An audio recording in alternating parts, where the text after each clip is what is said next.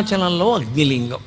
ఇప్పుడు కంచి అంటే పృథి ఉంది, శ్రీకాళహస్తి అంటే వాయువు తెలుస్తోంది, జంబుకేశ్వరంలో జలలింగం అంటే నీటి దగ్గర శివలింగం దగ్గర నీరు ఊరుతోంది. సరే, చిదంబరంలో ఆకాశలింగం అంటే అంతటా నిండినటువంటి ఆకాశమే అక్కడ ఉన్నది తెలుస్తోంది. కానీ అరుణాచలంలో అగ్నిలింగం అంటే అక్కడ అగ్ని ఏది? మీరు అరుణాచలం శివాలయంలోకి వెడితే మీకు అక్కడ అగ్ని ఏమైనా కనపడుతుందా? ఒక పెద్ద జ్యోతిస్వరూపాన్ని అక్కడ ఉంచి, లేదా ఒక పెద్ద నెగడుల ఒక మంట మండుతూ ఉంటే అదేనండి శివలింగం అక్కడ అని ఎవరైనా చెప్తారా? చెప్పరు. మామూలుగా శివలింగమే ఉంటుంది. మామూలు శివలింగమే ఉన్నప్పుడు అరుణాచలంలో ఉండేటటువంటి శివలింగం అగ్నిలింగం ఎలా అవుతుంది? అరుణాచలమునందు అగ్నిలింగం ఉన్నది అని ఎందుచేత చెప్పబడింది అంటే, మీరు బయట ఎంత చల్లగా ఉండనివ్వండి, అరుణాచలం దేవాలయంలోకి వెళ్ళి కూర్చుంటే ఒళ్ళు చెమటలు పోస్తుంది, అంత వేడిగా ఉంటుంది.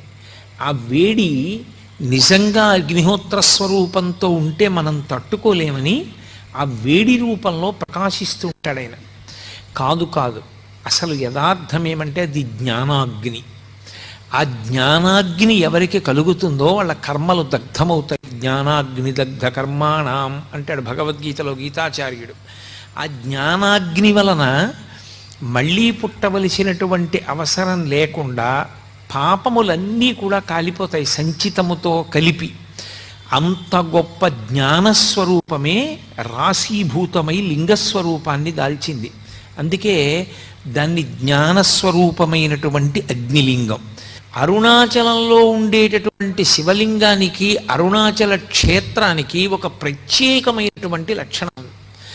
ఏమిటా లక్షణం అంటే, పరమేశ్వరుణ్ణి ఒకానొకప్పుడు ప్రార్థన చేశారు, అయ్యా ఇన్ని జన్మలు ఎత్తలేకపోతున్నాం, అందులో వచ్చేది కలియుగం, చాలా తేలికగా అజ్ఞానానికి వశులమైపోతాం, మాయకి లోబడిపోతాం, తప్పు పనులు చేస్తాం, మళ్ళీ పునర్జన్మలు వస్తాయి.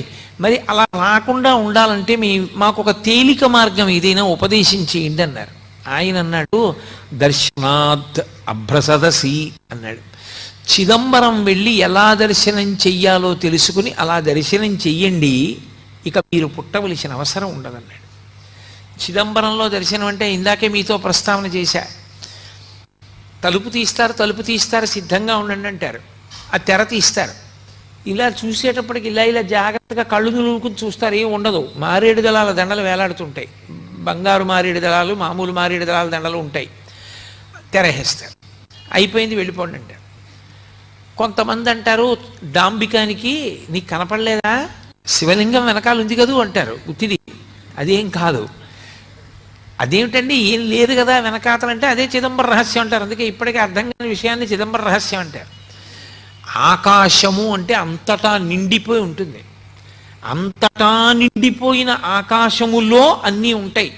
ఇప్పుడు మఠాకాశము అంటాం, అంతటా నిండిపోయినటువంటి ఆకాశం ఒకటి అనంతాకాశము అంటారు. అనంతాకాశమునందు మఠాకాశము అంటే ఓ గది, ఓ గదిలో ఆకాశం ఉంటుంది. మళ్ళీ అందులో కుండ పెట్టారనుకోండి ఘటాకాశము, మళ్ళీ ఆ కుండలో ఖాళీ భాగం ఉంటుంది, అది ఆకాశం. ఏమీ లేదనకూడదు, శూన్యం అనకూడదు, శూన్యం బౌద్ధుల వాదన, ఆకాశము సనాతన ధర్మవాదన. అరుణాచలంలోకి వెళ్ళడానికి ఒకటే, పరమేశ్వర నాకేం తెలియదు, నాకున్నవన్నీ పాపాలే, నిన్ను నమ్ముకుని వస్తున్నాను, నువ్వే నన్ను అరుణాచల ప్రవేశం చేయించు అని అడిగినటువంటి వారికి అరుణాచల ప్రవేశం చేయిస్తారు తప్ప, అహంకృతితో కొంచెం డాంబికంగా బయలుదేరితే అరుణాచలంలోకి వెళ్ళరు అని. జ్ఞాన సంబంధనాయనారంతటి మహానుభావుడు వెళ్ళలేకపోయాడు, దొంగలు కొట్టేశారు. అప్పుడు ఆయన బాధపడితే ఉన్నవన్నీ ఎత్తుకుపోయిన తర్వాత ఈశ్వరుడి మీద పత్తికాలు పాడి పరమ నిరాడంబరంగా వినయంతో ప్రవేశిస్తే అరుణాచల పట్టణంలోకి ప్రవేశించగలిగాడు. అరుణాచలం అంత గొప్ప క్షేత్రం. అసౌ యస్తామ్రౌ అర్ణవుత బుభ్రస్సుమంగళ ఏ చేమాగం రుద్ర అభితో దిక్షుస్థితా సహస్రసో వైశాఖం హేడయీమహే అంటుంది రుద్రాధ్యాయం. ఎర్రటి కాంతులు కలిగినటువంటి పరమశివుడు సర్వమంగళ స్వరూపంతో ఉంటాడైన. ఉండి అన్ని ప్రాణులకు కూడా విశేషమైనటువంటి ఉపకారం చేస్తూ ఉంటాడు. అంత గొప్పగా పరమశివుడు వెలిసినటువంటి క్షేత్రం అరుణాచలం. మనం ఎక్కడికైనా శైవ క్షేత్రానికి వెడితే ఆ శివాలయంలో ఉండేటటువంటి శివలింగం ఏది ఉంటుందో దాన్ని మాత్రమే ప్రధానమైన శివస్వరూపంగా భావన చేస్తాం.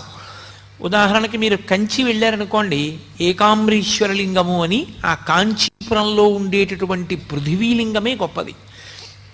ఆ పృథివీలింగ దర్శనం ప్రధానంగా చేస్తాం. మిగిలినవన్నీ కూడా పరివార దేవతలు ఇతరమైనటువంటి లింగాలు ఉంటాయి శివాలయంలో. కానీ ప్రధానమైన లింగం కాంచీపురంలో పృథివీలింగం. ఆ శివలింగాన్ని దర్శనం చేస్తాం. అరుణాచల క్షేత్రం దగ్గరికి వచ్చేటప్పటికి మాత్రం ఒక్కడే శివుడు అరుణాచలంలో ఉన్నటువంటి శివలింగ స్వరూపమే కాదు, అరుణాచలంలో 3 రూపాలతో ఉంటాడు పరమేశ్వరుడు. ఒకటి, అరుణాచలంలో ఉన్నటువంటి దేవాలయం లోపల ఉన్నటువంటి శివలింగ స్వరూపం ఒకటి, అది ప్రధానమైన లింగస్వరూపం. 2, అరుణాచలం కొండంతా కలిపి శివస్వరూపం, అది అగ్నిస్వరూపం. అందుకే కృతయుగంలో అది అగ్నిస్వరూపంగా ఒక పెద్ద జ్యోతిస్సుగా వెలుగుతుండేదిట. అదే త్రేతాయుగం దగ్గరికి వచ్చేటప్పటికీ మణులతో కూడినటువంటి శివలింగమైంది. అదే ద్వాపర యుగంలోకి వచ్చేటప్పటికి పెద్ద స్వర్ణలింగమైంది. కలియుగంలోకి వచ్చేటప్పటికి మరకత లింగమైంది. అందుకే ఇప్పటికీ ప్రపంచంలో ప్రఖ్యాతి వహించినటువంటి భూతత్వ శాస్త్రవేత్తలు అరుణాచల పర్వతంలో ఉండేటటువంటి శిలలను పరిశీలించి హిమాలయ పర్వతాల కన్నా కూడా ప్రాచీనమైనటువంటి శిలలు ఇక్కడే ఉన్నాయి, అసలు ఈ భూమండలము ఏర్పడేటప్పుడు అగ్నితప్తమైనటువంటి శిలలతో చల్లారిన కొండ ఈ కొండయే అని నిర్ధారణ చేయబడినటువంటి క్షేత్రం. ఇప్పటికీ అరుణాచలంలో దేవాలయానికి పునర్నిర్మాణం చేస్తున్నప్పుడు కుంభాభిషేక సమయంలో అక్కడ ఒక సొరంగ మార్గం కనపడింది. భగవాన్ రమణులు చెప్తూ ఉండేవారు, ఆ సొరంగం అరుణాచలం కొండ మధ్య భాగంలోకి వెడుతుంది. పైకి కొండ కనపడుతుంది, ఈ మాంసనేత్రానికి ఒక కొండలా కనపడుతుంది, కానీ యథార్థమునకు అది ఒక జ్యోతి స్వరూపం, అదొక పెద్ద జ్యోతి. ఎందరో మహాపురుషులు దర్శనం చేశారు, ఎందరికో దర్శనాలు అయ్యాయి, ఎన్నో చోట్ల గ్రంథస్థం అయ్యాయి ఆ విషయాలు. సప్తర్షులు కూడా జ్యోతుల యొక్క స్వరూపాలతో వచ్చి అరుణాచల పర్వతంలోకి వెళ్ళి పరమేశ్వరుణ్ణి సేవించి మళ్ళీ ఆకాశంలోకి జ్యోతుల రూపంలో వెళ్ళి సప్తర్షి మండల ప్రవేశం చేస్తుంటే దర్శనం చేసిన వాళ్ళు ఎందరో ఉన్నారు.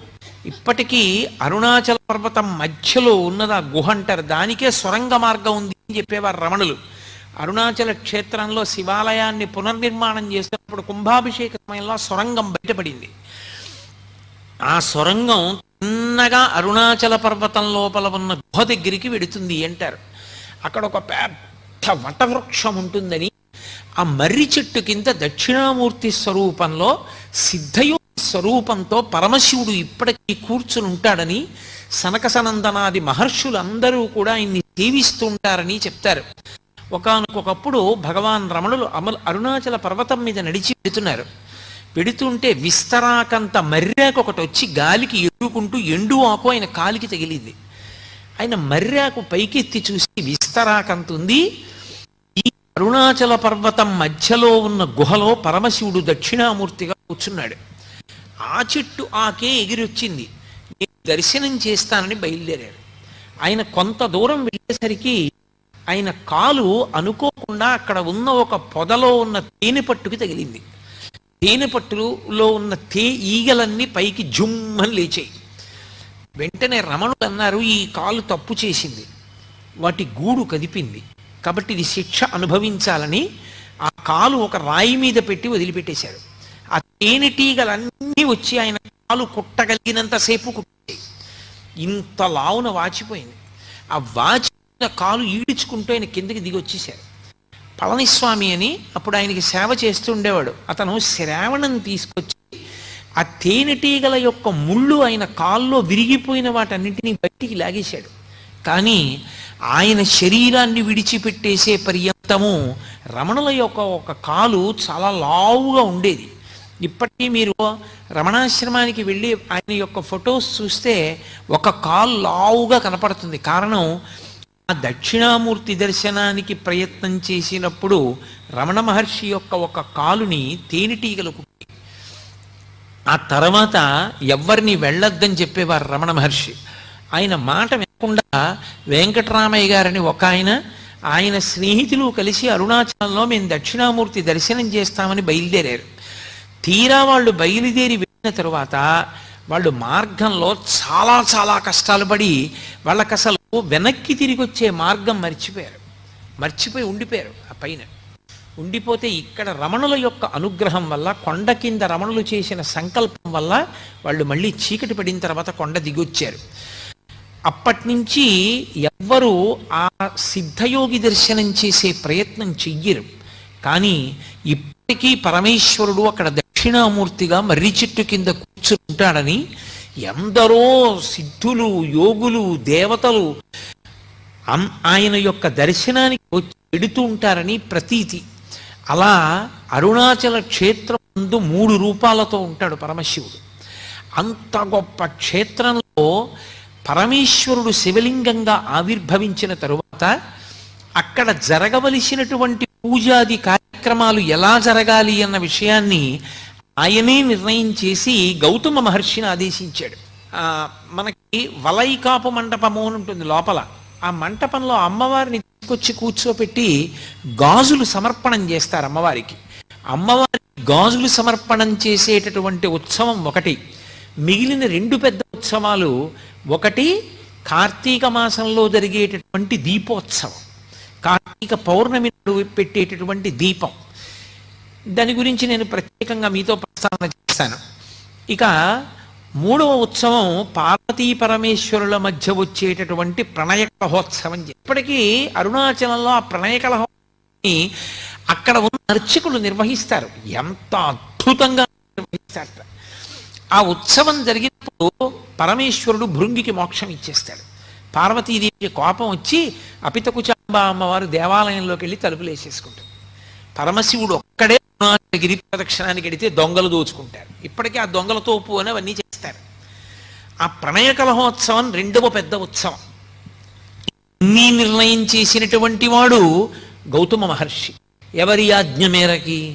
శివాజ్ఞ మేరకే చేశాడు. అటువంటి అరుణాచల క్షేత్రంలో ఆ దేవాలయ ప్రాంగణం అత్యద్భుతమైనటువంటి ప్రాంగణం. బహుశः దక్షిణ భారతదేశం మొత్తం మీద ఏ దేవాలయంలోనూ కూడా అంత పెద్ద గోపురాలు మీకు ఎక్కడా కనపడవు. అంతంత పెద్ద పెద్ద గోపురాలు. ప్రత్యేకించి అరుణాచల క్షేత్రంలో తూర్పు గోపురం శ్రీకృష్ణదేవరాయల వారు కట్టించారు.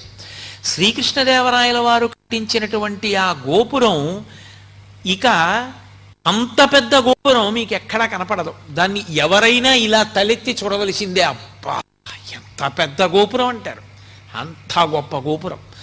అరుణాచల క్షేత్ర వైభవంలో గొప్పతనం ఏమిటంటే దాని ఉత్తర గోపురాన్ని కట్టించేటువంటిది ఒక ఆడావిడ. ఆ స్త్రీమూర్తి పేరు అమ్మణ్ణి అమ్మన్. ఆవిడ చాలా చిత్రమైన వ్యక్తి. ఆవిడ పరమశివుని యొక్క అనుగ్రహం చేత ఆవిడికి గొప్ప యోగశక్తులు కలిగాయి. ఆవిడికి గోపురం కట్టించాలని కోరిక. ఆవిడ ప్రతి ఇంటి ముందుకి వెళ్ళి గోపురం కట్టడానికి చందా అడిగేది. డబ్బులు లేవంటారేమోనని ఆవిడ ఇంటి ముందు నిలబడి ఆ ఇంట్లో ఇనప్పెట్టె ఎక్కడుందో, ఇనప్పెట్టెలో ఎక్కడ డబ్బు పెట్టారో ఆ డబ్బు ఎంత ఉందో చెప్పేది. ఇంట్లో ఎక్కడెక్కడ దాచారో, ఎక్కడెక్కడ దాచిన డబ్బు ఎంత ఉంటుందో చెప్పి గోపురం కడుతున్నాను డబ్బు ఇమ్మని అడిగేది. హడిలిపోయి పట్టుకెళ్ళి డబ్బు ఉండేవారు. ఆవిడ తన యోగశక్తి చేత ఇళ్ల ముందు నిలబడి ఇంటి లోపల ఉన్న పెట్లలో డబ్బు ఎంతుందో చెప్పి వసూలు చేసిన డబ్బుతో ఉత్తర గోపురాన్ని కట్టింది. అలాగే అక్కడ ఒక గోపురాన్ని భళ్ళాల మహారాజు కట్టాడు. భళ్ళాల మహారాజు అపారమైనటువంటి శివభక్తుడు. ఆయనకి 2 భార్యలు. ఆయన విభూతి పుండ్రాలు పెట్టుకుని బొట్టు పెట్టుకుని ఏ శివభక్తుడైనా జంగమదేవరైనా సరే కోరినది ఇచ్చేస్తుండేవాడు. అటువంటి భళ్ళాల మహారాజు గారు రాజ్యం చేస్తున్న రోజుల్లో ఆయనకి సంతానం లేదు. సంతానం లేకపోయినా ఆయన పరమశివుని అంత భక్తితో రాజ్యం చేస్తున్నాడు. పరమశివుడు ఆయన పరీక్షించాలి, అనుగ్రహించాలి అనుకున్నాడు. ఒక పెద్ద జంగమదేవర వేషం కట్టి తనతో పాటు కొంతమంది జంగమయ్యల్ని తీసుకుని ఒక చీకటి పడే వేళటికి భళ్ళాల మహారాజు ఇంటికి వచ్చాడు. ఆయన వెంటనే వాళ్ళందరినీ స్వాగతం పలికాడు, అర్ఘ్యపాద్యాదులు ఇచ్చాడు, వాళ్ళని సేవించాడు, కూర్చోపెట్టి వాళ్ళందరినీ కూడా చక్కగా మర్యాద చేసి విశ్రాంతి తీసుకోమన్నాడు. ఈ పెద్ద జంగమదేవరు అన్నాడు, నాతో వచ్చిన జంగమయ్యలకి నాకు దేవదాసీల్ని అన్నాడు. దేవదాసీల్ని తీసుకొచ్చి జంగమయ్యలందరికీ ఇచ్చారు. ఒక్క పెద్ద జంగమదేవరికి మాత్రం దేవదాసి లేదు. అయ్యో, ఈయనకొక్కడికి దేవదాసిని ఇవ్వలేనే అని బాధపడినటువంటి రాజు తల పట్టుకుని కూర్చుంటే ఆయన రెండవ భార్య పేరు చెల్లమ్మ. ఆవిడ వచ్చింది, ప్రభు మీరు చింతపడకండి, శివసేవలో లోపం రాకూడదు, నేను దేవదాసిగా ఆయన దగ్గరికి వెడతానంది. వెళ్ళమన్నాడు మహారాజు. ఆవిడ ఆ పెద్ద జంగమయ్య పడుకున్నటువంటి గదిలోకి వెళ్ళి ఆయన నిద్రపోతున్నట్టు నటిస్తున్నాడు. ఆయన నిద్ర లేపడానికి ముట్టుకుందిలాగా, ముట్టుకోగానే పసిపిల్లవాడైపోయి ఏడిచాడు. అరే పిల్లవాడైపోయాడు, చేతుల్లో పట్టుకుని రాజు దగ్గరికి తీసుకొచ్చింది. మహారాజా, పెద్ద జంగమదేవర పిల్లవాడైపోయాడు, ఇదిగో తీసుకొచ్చాను, పరమేశ్వరుడే అనుగ్రహించాడు మనకి కొడుకు అని ఇచ్చింది. రాజు ఆ పిల్లాడిని ముట్టుకోగానే పిల్లవాడు అంతర్ధానం అయిపోయాడు.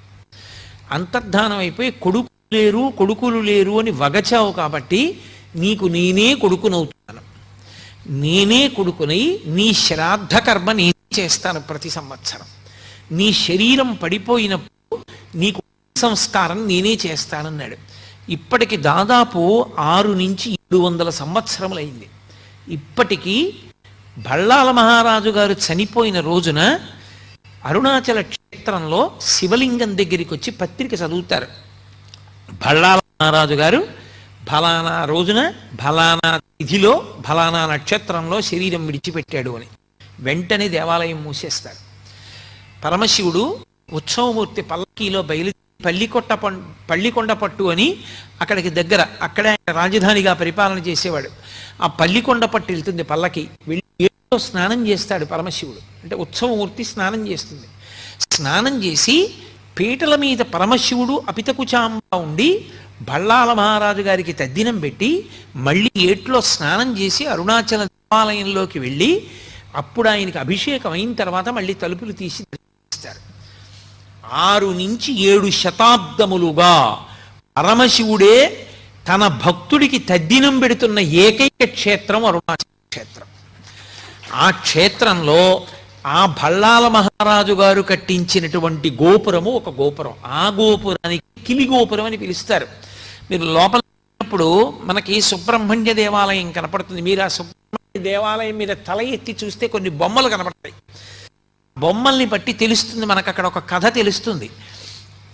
ప్రౌఢదేవరాయలు అని ఒక రాజు, ఆ ప్రౌఢదేవరాయ దగ్గర అరుణగిరినాథర్ అనబడేటటువంటి ఒక వ్యక్తి మంచి ఆస్థాన కవిగా ఉండేవాడు. ఆయన దగ్గర అంతకుముందే ప్రౌఢదేవరాయల వారి దగ్గర సంబంధం అని ఒక కవి ఆస్థాన కవి. కానీ ఈ అరుణగిరినాథర్ తర్వాత ఆస్థాన కవి. అది కూడా ఎందుకు అవ్వవలసి వచ్చింది అంటే అరుణగిరినాథర్ యొక్క తల్లి చాలా చిన్న వయస్సులోనే, అరుణగిరినాథర్ చాలా చిన్న పిల్లవాడిగా ఉన్నప్పుడే శరీరం విడిచిపెట్టేసింది. అంతకు ముందే తండ్రి చనిపోయాడు. ఆవిడ శరీరం వదిలిపెడుతూ ఈ పిల్లవాడిని రక్షించమని అక్కగారికి అప్పచెప్పింది. అక్కగారి పేరు ఆది. ఆ ఆది అనబడే అక్కగారు ఈ అరుణగిరినాథర్ని పెంచి పెద్ద చేసింది. ఈ అరుణగిరినాథరు దుర్వ్యసనపరుడై స్త్రీలోలుడై స్వేచ్ఛగా తిరుగుతుండేవాడు. ఒకనాడు అక్కగారు చాలా బాధపడి నింద చేసింది.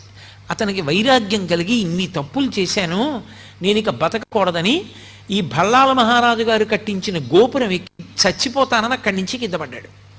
కింద పడుతుంటే లోపల సుబ్రహ్మణ్య దేవాలయంలో ఉన్న సుబ్రహ్మణ్యుడు బయటికి వచ్చి చేతులు పట్టుకున్నాడు. సుబ్రహ్మణ్యేశ్వర స్వామి వారి యొక్క స్పర్శ తగలగానే అతనిలో కవిత్వం పెళ్ళుబుకి మహాభక్తుడయ్యాడు. కళానుభూతి అని చెప్పి ఆయన అద్భుతమైనటువంటి సుబ్రహ్మణ్య గీతములను రచన చేశాడు. సుబ్రహ్మణ్య తత్వం మీద రచన చేశాడు. ఆయనే ఆ కాలంలో ప్రౌఢదేవరాయల వారి ఆస్థాన కవి సంబంధం. అరుణగిరినాథరి యొక్క గొప్పతనాన్ని తెలుసుకుని రాజు ఆ ఆస్థాన కవి సంబంధాన్ని తీసి అరుణగిరినాథర్కి ఆస్థాన కవి పదవినిచ్చాడు. ఈ ఆస్థాన కవి ఉంటూ సుబ్రహ్మణ్యుణ్ణి సేవించాలనేటటువంటి తాపత్రయంతో తెచ్చిన పువ్వులతో సంతోషపడక పరకాయ ప్రవేశ విద్య తెచ్చుకుని తన శరీరాన్ని అరుణాచల దేవాలయంలో ఒక మూల ఎవరికీ కనపడకుండా విడిచిపెట్టి చిలుకలోకి ప్రవేశించి పక్కన ఉన్నటువంటి వనాల్లో వెళ్ళి పారిజాత పుష్పాలు వచ్చి సుబ్రహ్మణ్యుణ్ణి సేవిస్తుండేవాడు. ఇది పెట్టాడు సంబంధం. తను శరీరాన్ని వదిలి చిలుక శరీరంలోకి వెడుతూ ఉంటాడు. నా ఆస్థాన పదవి ఇతని వల్లే పోయింది, ఇతనికి మళ్ళీ శరీరం లేకుండా చెయ్యాలని ఆ అరుణగిరినాథర్ శరీరాన్ని విడిచిపెట్టి చిలుక శరీరంలోకి ప్రవేశించగానే ఆ అరుణగిరినాథర్ యొక్క శరీరాన్ని కాల్చేశాడు. అయిపోయింది. ఆయనకి శరీరం లేదు. లేకపోవడం వల్ల చిలుక రూపంలోనే ఆ గోపురంలో కూర్చొని సుబ్రహ్మణ్యేశ్వర స్వామి వారి మీద ఇప్పటికీ పాటలు పాడతారు. అరుణాచల క్షేత్రం లోపల పశ్చిమ దిక్కుగా ఉండేటటువంటి సరోవరానికి శివగంగా అని పేరు. అది తిరుమలాంబా సముద్రం నుంచి ఒక కాలవ ద్వారా తీసుకొస్తారు. రెండవ పక్కన ఉండేటటువంటి తీర్థం బ్రహ్మతీర్థం. అలాగే మీకు అరుణాచలంలో ఖడ్గతీర్థం, సర్వతీర్థం, ఈశాన్య తీర్థం, అగస్త్య తీర్థం, బ్రహ్మతీర్థం, శివగంగ, యమున, ఎన్ని సరస్సులు ఉంటాయి. ప్రతి సరస్సుకి స్థల పురాణం ఉంది. ఒక్కొక్క సరస్సు ఒక్కొక్క కారణానికి వచ్చింది. అగస్త్య మహర్షి ప్రతి సంవత్సరం మార్గశీర్ష మాసంలో వస్తారట. వచ్చి తన శిష్యులతో గిరి ప్రదక్షిణం చేసి ఆ సరస్సులో స్నానం చేసి పెడతారు. ఒక్కొక్క సరస్సులో స్నానానికి ఒక్కొక్క ప్రత్యేకమైన విభూతి కలుగుతుంది. ఒక సరస్సులో స్నానం చేస్తే అపారమైన భక్తి కలుగుతుంది. ఒక సరస్సులో స్నానం చేస్తే సరస్వతి కటాక్షము కలుగుతుంది. ఒక సరస్సులో స్నానం చేస్తే పాప సంచయం అంతా కూడా దగ్ధమవుతుంది. అంత గొప్ప గొప్ప సరస్సులతో నిండి ఉంటుంది ఆ క్షేత్రం అంతా. స్వయంగా చతుర్ముఖ బ్రహ్మగారే అరుణాచల క్షేత్రంలో ఆరాధన చేసి స్నానం చేసేటటువంటి సరస్సు ఆ బ్రహ్మ సరస్సు అని పిలుస్తారు. అంత గొప్ప గొప్ప సరస్సులతో కూడుకుని స్థలవృక్షమైనటువంటి ఇప్ప చెట్టుతో ఉంటుంది. అరుణాచల క్షేత్రానికి వెళ్ళినటువంటి వాళ్ళు ఆ దేవాలయంలో పరమేశ్వరుడి పూజ చేసేటప్పుడు ఏ నామాలతో పూజ చెయ్యాలన్నది కూడా పరమశివుడు నిర్ణయం చేశాడు. పరమేశ్వరుడు స్వయంభూగా 3 రూపాలతో వెలిసినటువంటి క్షేత్రమైన కారణం చేత అరుణాచలంలో మీరు ఎంత చిన్న పుణ్యకార్యం చెయ్యండి, అది తీవ్ర స్థాయిలో ఫలితాన్ని ఇస్తుంది. సామాన్యమైన ఫలితం కాదు. అది ఏదో పుణ్యంగా మారి వచ్చే జన్మలో మీరు సార్వభౌముడవడం, ఏదో పుణ్యంగా మారి వచ్చే జన్మలో ఐశ్వర్యవంతుడవడం కాదు. అరుణాచలంలో చేసినటువంటి పుణ్యకార్యము పునరావృత్తి రాహిత్యమునకు తీసుకెడుతుంది. దానికి స్కాంద పురాణంలో కొన్ని విశేషాలు చెప్తారు. అరుణాచలం కొండ మీద ఒకానొకప్పుడు ఒక సాలెపురుగు గూడు కట్టింది. గూడు కడితే లేత సూర్యకిరణాలు పడ్డాయి. పడి అది విశేషమైన కాంతితో మెరిసింది. ఆ మెరుపు కొండ మీద పడింది. కొండ స్థూల శివుడు, అది శివుడే. శివుడి శరీరం మీద కాంతి పడేటట్టుగా మెరుపులతో కూడినటువంటి బట్ట శివలింగానికి కట్టిన పుణ్యం ఇచ్చి సాలెపురుగుకి మోక్షం ఇచ్చాడు. అలాగే అక్కడ ఒక ఏనుగు కొండలలోకి ప్రవేశించింది. ప్రవేశించి తన మదజలధారల చేత ఆకులను తడిపింది. ఆ ఆకులు తడిసి ఆ బొట్లు శివలింగం మీద పడ్డాయి. శివలింగం మీద అభిషేకం చేసిందన్న పుణ్యం ఇచ్చి ఏనుక్కి పునరావృత్తి రాహిత్యం ఇచ్చారు. అలాగే ఒక ఎలుక అరుణాచల పర్వతంలోకి దూరింది. దూరి అది తవ్వింది. తవ్వితే దాని లోపల ఉన్నటువంటి ఆ రాళ్ల మీద సూర్యకిరణాలు పడ్డాయి. మణులు ప్రకాశించినట్టుగా ప్రకాశించేవి. ఆ ప్రకాశించిన కాంతులు పడిన కారణం చేత మణుల చేత దీప శోభని వెలిగింపచేసింది అని ఆ ఎలుక మళ్ళీ పుట్టవలసిన అవసరం లేని స్థితిని పొందింది.